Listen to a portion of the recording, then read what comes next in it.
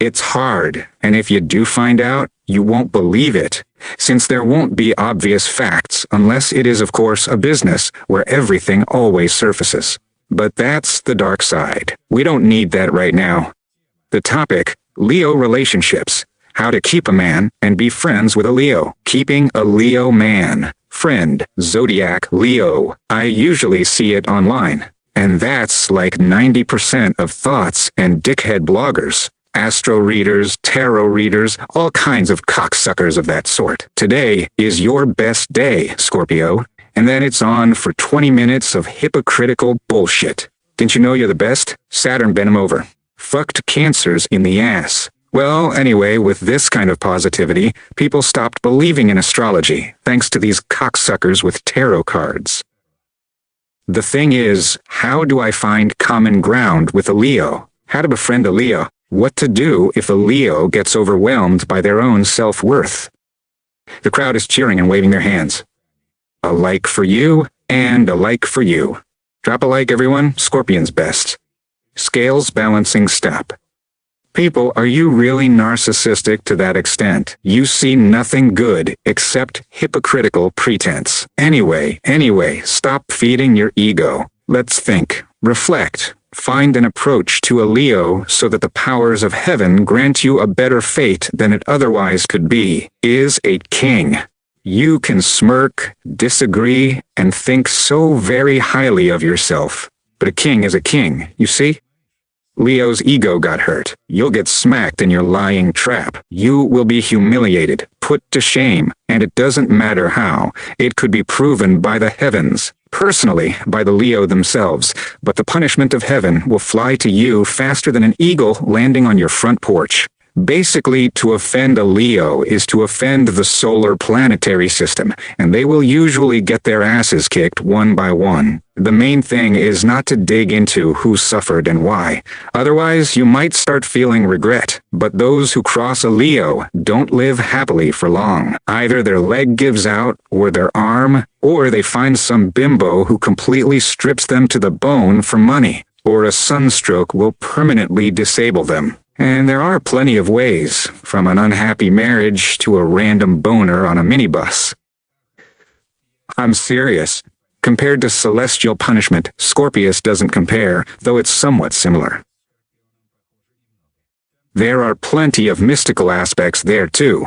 Well, again, no one can compare to a Leo. In general, a Leo sometimes even wants to be offended, because later they can watch the news on TV and find out the reason why their offender crashed. It's not all that pleasant for Leo. Most often, the Leo doesn't even understand why they crashed, or twisted their leg or neck out of nowhere.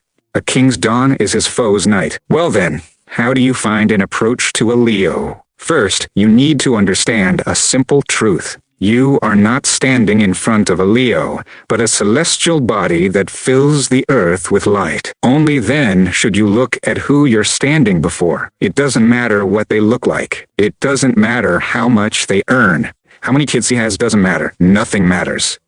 You just need to understand a simple truth. It is so easy to befriend a Leo. To do this, you must discuss every moment of the Leo's life with them, looking into every inch of their emotional or physical wounds. And just imagine, without realizing that a human is standing in front of you. You serve the king of celestial lights, those that bring light and love to this planet.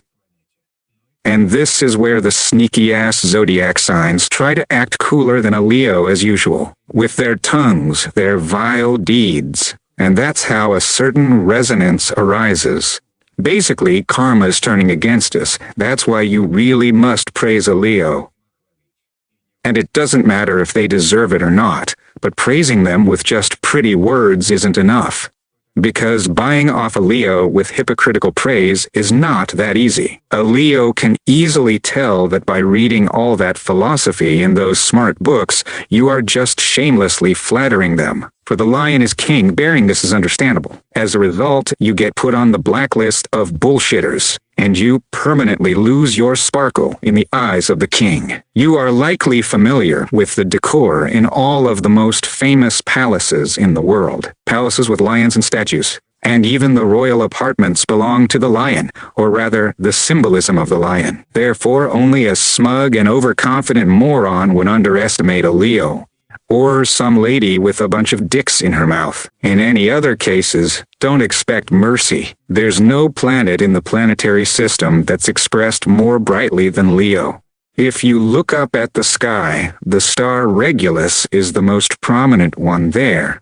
I think even the foolish ones will understand what I've just said. It's pretty much the same thing with chicks. I want you to buy me this fucking trinket. Well, here. No problem. I want this. Well, here. No problem. After thinking a bit, a Leo experiences a slight misunderstanding of himself. Stop.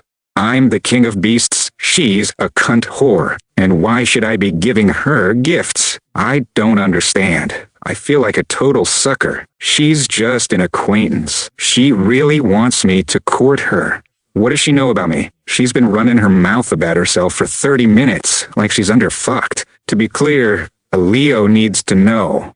I claimed her or bought a chick. If I bought a chick, let her suck, literally, in the square. Let her show everyone how she sucks.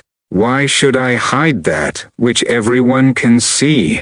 Everyone sees how I make money. Why can't she suck me off in the middle of the square?